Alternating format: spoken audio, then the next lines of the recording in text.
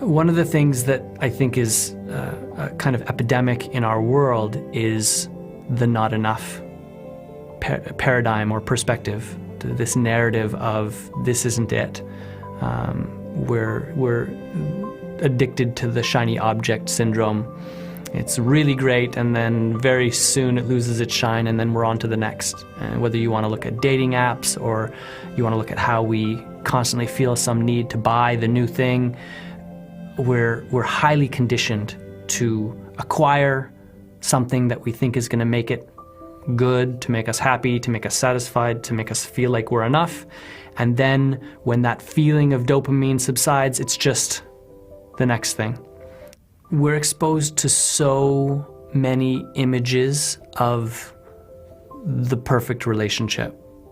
This fantasy relationship that delivers everything we want and nothing we don't. And as nice as it is to interact with, as enjoyable and juicy as it can be to see in the movies or in some video you watch, our belief in that, our attachment to that fantasy can be really problematic in relationship, especially because any relationship is naturally going to have an ebb and flow of passion, of intensity, of affinity. So what does that mean? What does that corrosive addiction mean in the context of human partnership, where maybe we're talking about being together for years or decades? I'm always interested when videos of 80, 90, 100-year-old people talk about their lifelong partnerships.